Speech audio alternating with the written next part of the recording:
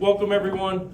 We have 8 recipients this year. Thank you to the committee members. We deep dive into process of finding out who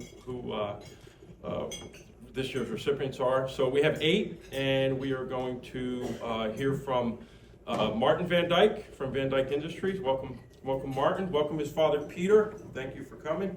Thank you to my friend Buck Miller, who was the connection to get them here. So, but anyway, let's start the.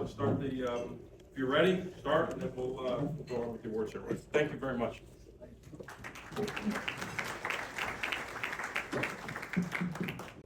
Thank you, everybody, and welcome. My name is Maarten Eenkema van Dijk. I'm proud to be a Norwalk resident. Live down in Harborview, actually. Moved here about 7 years ago. Congratulations to all of the businesses receiving awards today. I want to give a special shout out to Clean Bees over there and Dilip. I know him from the United Church of Right, and our pastor is here as well, Sal. Dilip cleans our office, and I believe we are his largest single facility that he cleans. So thank you very much, Dilip.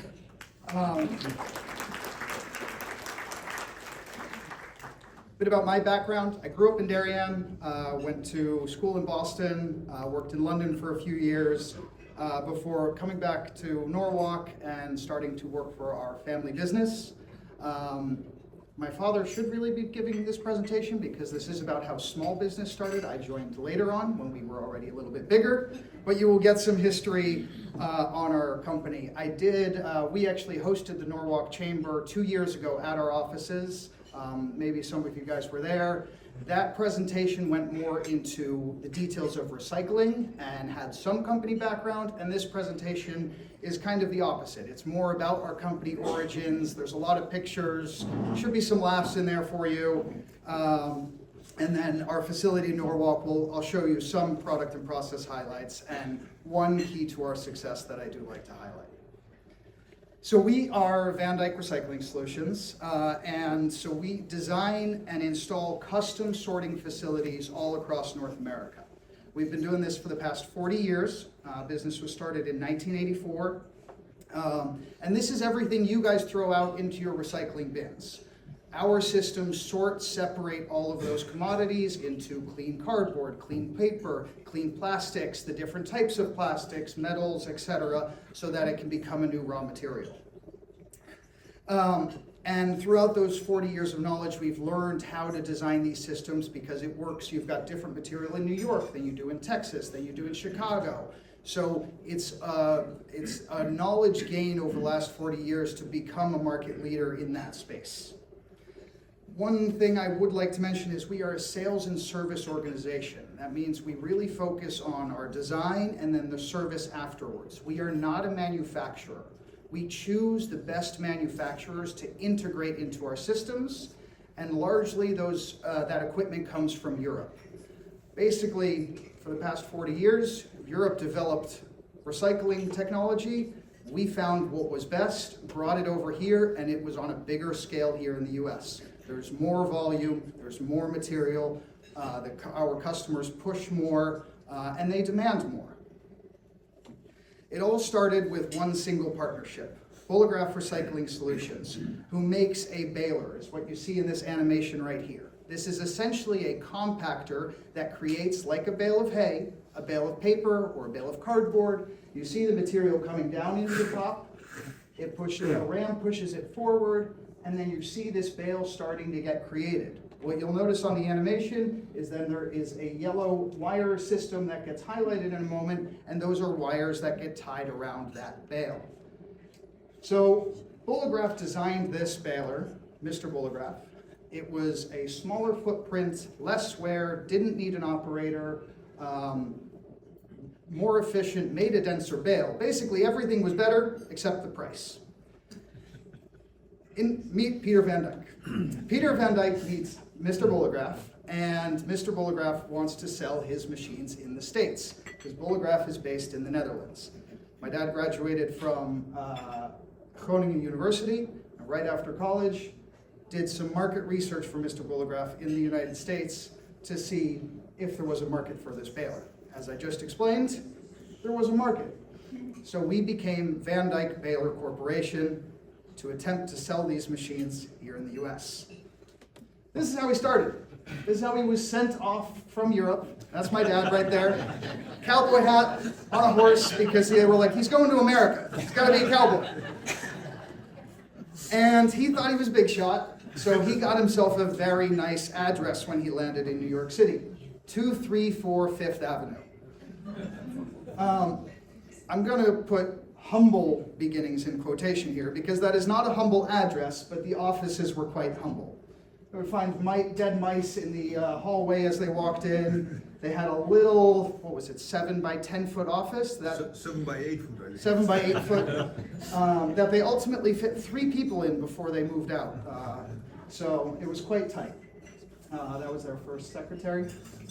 And again, from humble beginnings, you have to make it work when you only have a couple of square feet to work with. So he had hydraulics under the bed, electrical components in the closet, a pump in somebody else's garage. But back then he was only selling 1 or 2 machines, so it was a much smaller scale. So you could do that. Those first sales were not easy. You're dealing with the Italian in New York. They're sending him letters, Dutch boy, get out of New York.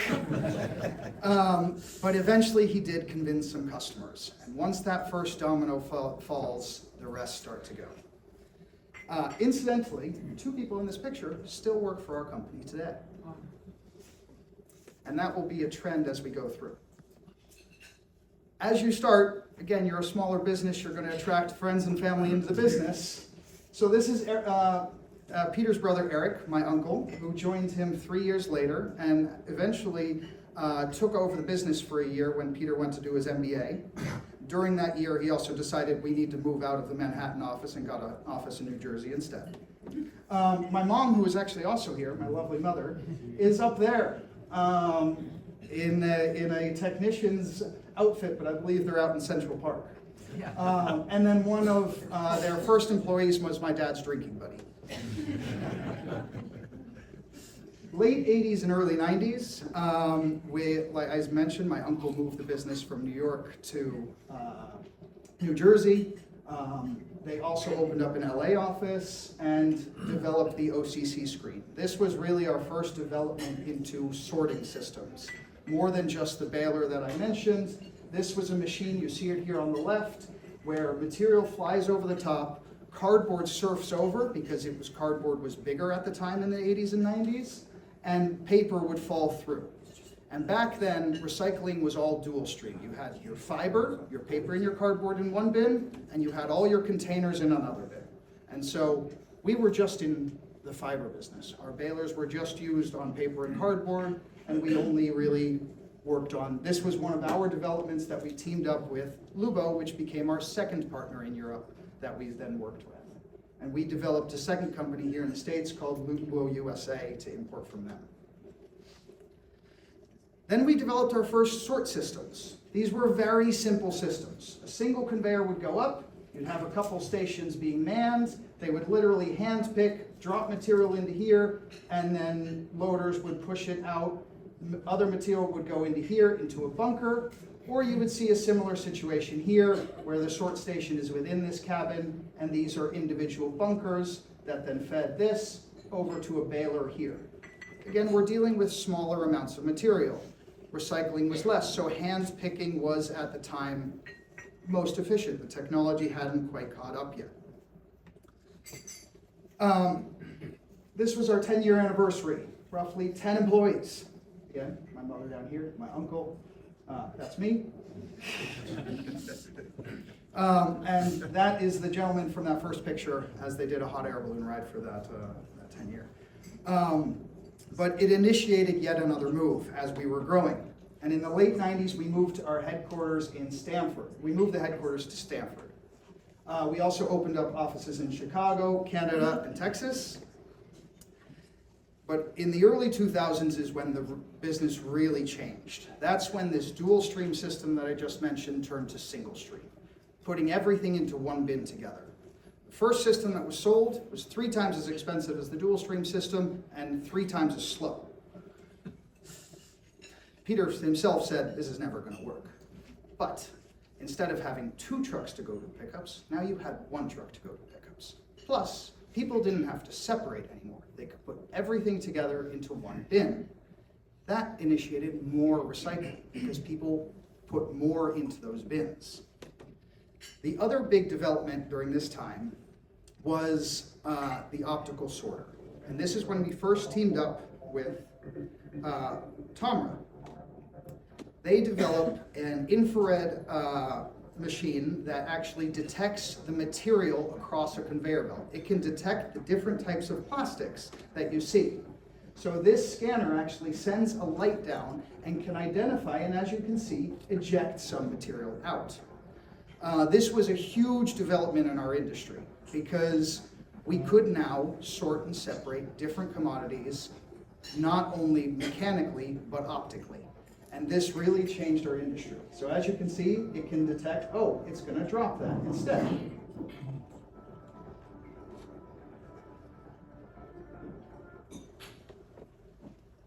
Coming up to our 20-year anniversary, 2004.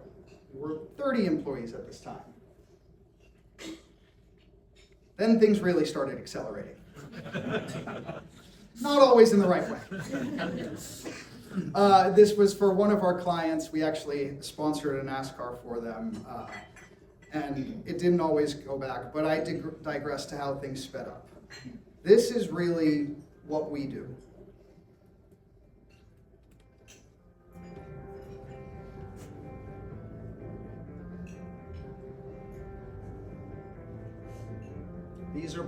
These are some of our suppliers that we use with. Material is dropped to the MRF and dumped on the tipping floor.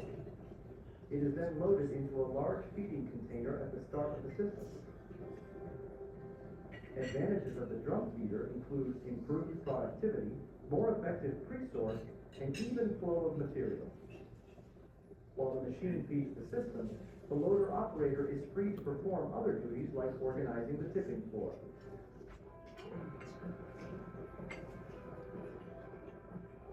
From the drum feeder, the material is inclined to the first pre-sort station, where workers remove large, bulky items. From this pre-sort, the material drops onto an OCC screen. Smaller pliable material falls through the stars, while larger, rigid material, like cardboard, bounces over. The smaller material that falls through drops onto a glass breaker fine screen to break and remove the glass and other 2-inch minus sized material from the screen. The broken glass moves to a glass cleanup system for further separation to make it clean and sellable. The system screens material into 4 fractions: oversized, fines, heavies, and lights. Remaining material now goes to a second pre-sort. Workers remove any small trash items, grocery bags, and small cardboard that fell through the OCC screen. Removing film and small OCC prior to the single-stream screens is key to the system's success. The material drops onto an anti-wrapping ONP screen. This is the first of 3 screens designed to separate fiber from container. The anti-wrapping feature dramatically reduces maintenance. After several hours of operation, the screen has virtually no material wrapped around its shaft. Large 2D fiber is scalped up and over the screen and goes through quality control, where contamination is removed by hand. The cleaned fiber end product flows into a storage conveyor for future baling. This process is repeated on 2 more screens with progressively tighter spacing to maximize fiber recovery. Each of the 3 screens has its own QC line with access to a conveyor that takes any flat containers back to the container line. The 3D optics left on the 3rd screen bounce back and are conveyed to an optical sorter for final fiber removal. The Tomra AutoSort 4 recovers any remaining fiber prior to the container store line. It identifies 2D sheet paper as well as 3D box board. Ejected fiber goes back to the mixed paper QC line for recovery. The remaining material is conveyed to the container recovery line, which is comprised of 3 additional auto sort floors.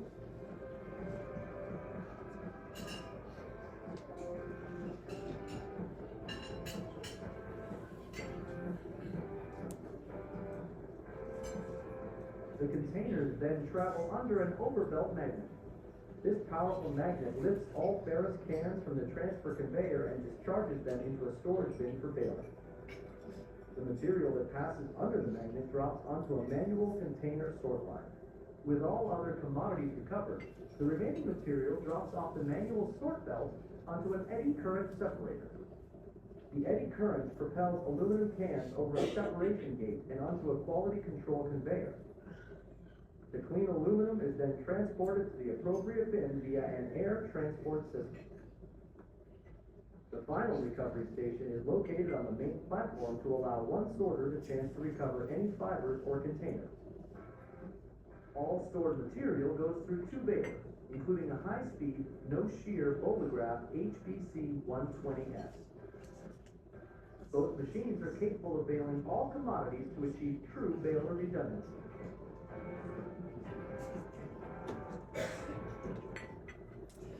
I know I'm limited on time, so I'm going to keep moving.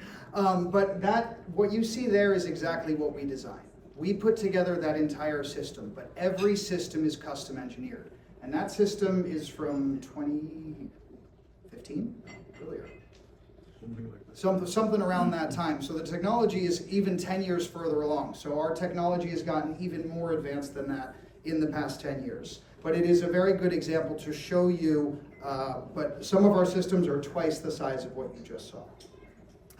And now we're not just in single and dual stream recycling, we're into many more streams of recycling and separation. Some of our customers, you might recognize, but this is everybody we sell equipment to. We do the full turnkey installation, training, commissioning for these customers, and then hand it over to them to operate. These customers are typically also the people that haul your garbage to their own facilities to process, and then they get money on the back end. They're picking it up for $15 a ton, and they're selling it at paper $100 a ton, cardboard $150 a ton, plastics $400 a ton, aluminum $800 a ton, so you can see how they make their money. As we got bigger, we also needed bigger systems. We also rebranded. We were no longer a baler company. We designed full sort systems. So in 2011, I think, we rebranded to Van Dijk Recycling Solutions because that's what we were doing. We were really giving a solution to all of these clients, and we wanted our brand to reflect that. We now also integrated many more customers, many more partners in Europe. And it really led to our move to Norwalk. We were in Stamford for 20 years, and when I joined the business, they didn't have a desk for me. They put me in the conference room, and then when they had management meetings, would kick me out. But our old office in Stamford was about the quarter of the size of just Building 8 right here. So this was a massive expansion for us to come here. But Norwalk really felt like home for us. Again, I grew up in Darien. Also, this Beiersdorf facility that was there seemed ideal for us. We decided to really do a lot of work to what you see on the left to get to where you see on the right. This is what it looks like today. Our offices are actually located in buildings 5, and the 8 is now missing. We demolished buildings 4, 7, and 9 just for a test center, our warehouse, and a rebuild shop. We made a green roof out of building 6 because Beiersdorf was originally planning on putting huge chemical tanks on top of it, and it has a 2.5-foot thick reinforced concrete ceiling that was too expensive to get rid of.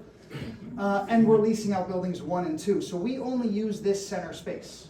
The rest of it, 11 is actually Sky Zone Trampoline Park if you guys have kids in Norwalk who you take there. And we have some max solar panel coverage across the top, and we have 20 EV chargers as well along the front side, and you're welcome to come visit. Because we also house the world's largest recycling test center. So this is smaller than the system I just showed you, but it is the largest recycling test center in the world. This is really for proof of concept design, for our customers to come in and test certain different materials within our product line and see how well we can separate and sort their commodities. But we also use it for market research. Companies like Procter & Gamble, Unilever, Mars, Coca-Cola have all come in to test their products to see if it's recyclable. And to be able to put that sticker on there helps their marketing. We also have education, everything from kindergarten through PhD students to teach them about recycling. As I mentioned in that shop, we also built a rebuild shop. So we reinforced that floor in that area of the building to be able to rebuild our balers and recycle our own equipment. We would either buy them back from customers, or customers would send their old equipment back to us to be rebuilt into a new one. But what our big difference maker is our customer service. It's unmatched in the industry. We have 50 dedicated service technicians all across North America. You actually see all of those service technicians in these white bubbles. Those are their trucks, so I can know exactly where they are at any one time. The red flags you see are all of our customers. We have over 600 operating sites across North America. And again, I want to mention, we are not processing the material ourselves. These are our customers processing, but we support our equipment for its lifetime.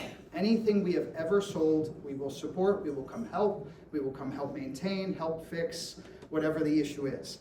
We offer free phone support, 24/7, 364 and a half days a year. We give our guys Christmas Eve off. But we would not be able to sell the systems we do here without providing the service we do, especially because most of our equipment comes from Europe. Our customers cannot be waiting on parts coming from Europe for 2 weeks. For example, one of our systems processes all of the bottles and cans for New York City, 70 tons of material an hour. It's not possible for them to turn around and tell New York, sorry, our system's down, we can't pick up your garbage tomorrow. They have to be running. They have to depend on us to have their part in stock when something fails, or have a technician available who can go there to solve their issue so that they can keep running. That's why we have our teams stationed all across North America, so that they're quick in access to sites and can help service and support them. That's part of the reason we also invested here in Norwalk, is to build a warehouse to support that. Again, starting from underneath the bed to the warehouse you see here and here. This is our new large parts warehouse. We even developed what is now known as the Amazon of the recycling industry, which is a website called Van Dijk Direct. All of our customers have access to it. They can order all of our parts. We have over 30,000 different parts on stock, and a 93% fulfillment rate that we can boast, which I think is higher, actually. We also offer training for our customers here in Norwalk. We offer training on site first when we do training and commissioning for every one of our facilities, but as customers hire new maintenance technicians and operators, they also need training, and they can't shut their system down to have that training. So we bring them in-house. They get training in our test center on the optical sorters, on those tomers I showed you, and in the on our balers in that rebuild shop where we have balers and we're able to run them. Another one of our service offerings is Van Dijk Vision. This is an augmented reality headset. We were beta testing this in 2019, and then COVID hit. And we accelerated this program where we're able to ship out a hard hat to customers, be able to see exactly what their technicians were seeing on site, talk to them in real time. The noise cancellation is fantastic on these, and you can have earbuds too. So even in a loud plant, it worked, and we were able to actually see what a technician is then seeing and be able to solve problems remotely without requiring a technician to fly out there. But ultimately, the proof is in the pudding. Van Dijk has won the Recycling Facility of the Year 7 times. This award has only been awarded 10 times. So we really are a market leader in designing state-of-the-art recycling facilities. We have a beautiful one up in Hartford, Connecticut, which was recently started up. But what is the key to success? Ultimately, the numbers can speak for themselves. It's taken 40 years to get to where we are today, and we're looking forward to the next 40. It's been a step-by-step progress, always looking for the next innovation, driving it forward. There is no one key. I know I teased that at the beginning. That's not the case in any business. It is a combination, and there are always setbacks, but it is one thing is important, and that is your people. And that has always been core to our business, is taking care of our employees. We've been fortunate enough to have grown steadily and strategically in higher rate. We try to offer our employees with some of the best benefits possible and out there. These pictures are actually all from company parties where we host every year. Everybody from all over the country flies in, spouses are invited, and significant others are invited. We offer full health, dental for the whole family, including a deductible prepaid, profit-sharing pension plans, annual raises and bonuses, life insurance, etc., but most importantly, understanding and care. The service technicians that I directly manage as Director of Operations, they are in the field traveling 90% of the time, working in literal garbage. It is not an easy job. They are home 2 weekends a month. You have to be able to support your people for tough jobs that they have to do. And we have now can boast that we have many employees who have been with us for 20 plus years. But we've grown a lot. So we're now at 120 employees. When I started 7 years ago, we were 55. So to show the exponential growth of where we've gone is quite extraordinary. We hope that we can continue this growth here in Norwalk. It's why we also invested in that facility. It has the extra space needed for us to grow and stay here. And I also want to highlight how good it is to work here. This gentleman right here is Pieter van Dijk. He's sitting right at our table right here. He actually emailed me, was like, hey, I heard about this business breakfast. Can I go? Pieter van Dijk retired in December 2024. This picture was taken on Monday. It's so nice to work here, apparently. You're coming here during your retirement to work. As a volunteer, Yes. He said, the weather's so nice. It's great to be driving a forklift around outside.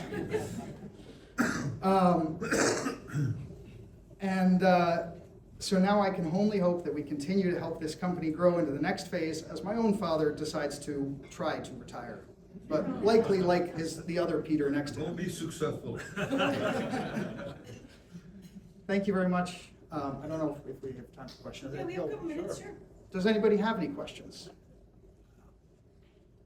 An application.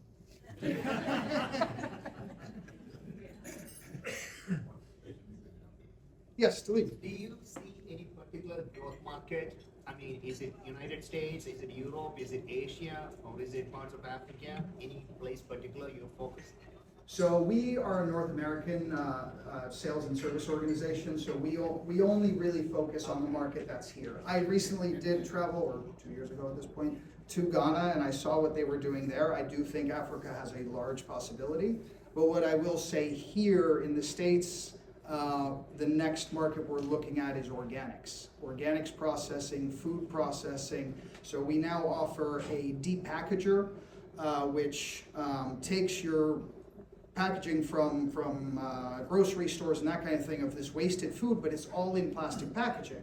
So like states like California are now demanding that you recycle that and you take out the plastics. You don't just send it all to a landfill. So we have a machine that actually presses out the clean plastics out an end and creates all of an organic sludge out of the bottom, which can then go into a digester to produce methane or things like that. But these are the developments we're seeing. Yes? Is the machinery in your facilities running on diesel or electricity? Electricity. How's it like working with your father? He is here, by the way. I will say it's, so I started on the operations side of the business. I worked really up through the service side of the organization, nuts and bolts, did installations, did service. I am now moving more into the sales side of the business. It's working so well that I have moved into his office to get direct training from him. And we still get along. I think it's an advantage that I'm a morning person, so I have until about 11 or 12 until he actually shows up. But he works until 12 or 1 a.m. on the other end of the clock. Oh, sorry, you and then there. Where's the biggest market for recycled materials? Like I don't know if this is accurate, but I read somewhere that we used to ship so much of it over to China, and that's changed. So where are the buyers now? So yes, that really did change the industry. That was around 2018 during one of the first trade wars we had. There was, China basically shut its doors, and it upended the market, but it created a new market. Those markets bounced back. Customers actually started getting paid by cities to pick up recycling instead of paying the cities to pick up their recycling. So they got new revenue streams. Yeah, I see Mayor really nodding his head, knowing, yeah, I remember that. So it really, the markets develop where there's need. And so mills from China, actually a lot of Chinese companies moved to the States during that time and opened up mills here instead. And yes, at the back. Yeah, so I've recently read that there's little demand for certain recycled materials, and my concern is they're just going into landfills. You know, you package them and then it gets shipped off. So can you comment on that? Is there demand, and are we really recycling, or are we just fooling ourselves? We would not be in business if it didn't work. We really are, the proof is right here. We understand that, especially during that time, during 2018, where the market plummeted and everybody didn't know what to do with their material, yes, material got diverted to landfills. Yes, material got diverted to incinerators. But ultimately, recycling definitely does work, but it works as well as what goes into your system. If you are putting your keyboard into your recycling bin because you're like, hey, this thing is mostly plastic, that is the wrong move.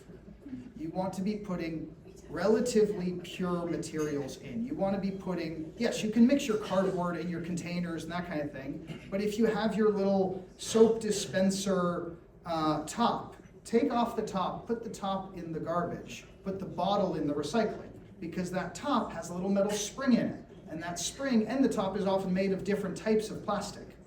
But if you put in a uniform plastic, our equipment can sort and separate those more easily. Same thing with like pizza boxes. Pizza boxes are not good because they get really greasy, and that reduces the quality of the cardboard on the back end. Yes? What about the market? You bring up electronics. What about the market for electronic recycling and circuit boards, those types of things? It's a continually growing market. The one thing we struggle with personally in e-waste is volume, because our products are very much volume based. I mean, 15 years ago, we were designing 25-ton-an-hour systems all across North America. Now, almost nobody is buying a 25-ton-an-hour system. Everybody's buying 50-ton-an-hour systems. So the volume, the big boys, the Waste Managements, the Republic Services, they're all volume based because recycling is weight based. And when you go into e-waste, there's still not quite enough of it. But where there is, we do that. We have optical sorters in those places. And as the market grows, like what we're partnered up with a supplier from Germany right now who does battery recycling, because that's going to be the next thing, is all these EVs and their car batteries need to get recycled. That's what we're working on. Yes? Do you think fast forward the technology 100 years, we'll be able to put all the trash in one bin and the system will just do it? So we're already doing that. All right. So that's called MSW, Municipal Solid Waste, and that is everything you put into your regular garbage. The problem is you're not able to pull as many recyclables out of that, because what happens to paper when it gets wet, or cardboard when it gets wet? It disintegrates. And although paper is very little in our stream now, cardboard is about 50% about what goes through our systems. So by volume, it's still the largest commodity going through, and you will lose all of that cardboard if you go to that. Yes? Obviously, legislation plays like a large role in like how how efficient you operate, but how much, or do you guys lobby at all for like pushing for anything that makes your business more efficient or your machinery more efficient, or pushing back on legislation that would make it inefficient? So. Or is that for bigger fish overall? It is, we're still a small company in that sense. Our customers are more the ones doing that kind of lobbying than we are. Way back.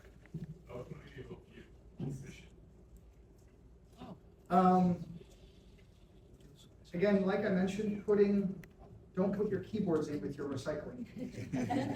That kind of thing. It's when you put in your garden hoses, your Christmas tree lights. That's what's a nightmare for our systems, because that stuff is just not recyclable and it gets wrapped up. So put in all your containers, put in all your glass, put in all your paper, all your cardboard, but leave that extra stuff, that unique random stuff, the stuff that's really knotted together with different materials. Don't put that in the recycling. That goes in the garbage then, right?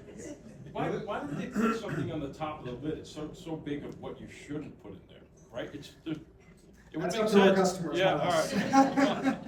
No, I would say, I'm guilty. Okay, last This was just so fascinating, and I really appreciate that you're doing this, especially for all of us, but is there a way that you can follow it up by maybe sending out some social media or some notices maybe through the chamber to us so that we can help our neighbors know what to put in where? Well, our social media expert is sitting right in front of me, so he's got the task. He heard you. He's filming you, actually. So we can arrange that. All right. Thank you. Oh, I do have one question about it. Do we have time or? Yeah, Last question. Are you always gonna have a hands-on employee or people picking as it gets more automated, like? No, so that is one of the things that's gotten, exactly. So, look, again, you're still getting, we see car tires, we see deer carcasses come across our system. There ultimately needs to be somebody watching, because something's gonna go through that's not supposed to. But we are developing more and more systems that are fully automated. We have systems that are now running 40, 50, 60 ton an hour with just 4 people. So that system that I showed in that video, that again was from 10 years ago when we didn't quite have the technology. It mentioned the AutoSort 4. We are now years into the AutoSort 5, soon going into the AutoSort 6. So all the sorting technology is constantly getting better. He's got a follow-up though. Do you see the maintenance side of it with the people that have to maintain these devices, that portion of hands-on growing? Yes. Wow. Big time, because as you need less people sorting, you need more people to maintain the technology that's more complicated. one thing to reassure this audience, the recycling that you put away, if it's paper, cardboard, any plastic bottle, ferrous or aluminum, has all value. So it's all being recycled. I think the lowest value of this item is $100, right? Aluminum is $2,000 a ton right now. Your milk jugs is $2,000 a ton. That doesn't go to waste. There seems to be an idea that you recycle and it goes to the landfill. That's not true. What they're talking about is like plastic bags, right? That is difficult to recycle. There's no real value for that, and people want to recycle that. But any paper, cardboard, ferrous cans, aluminum cans, or any bottle that you recycle will absolutely go to an end market. So you do the right job. Thank you. Great. Thank you.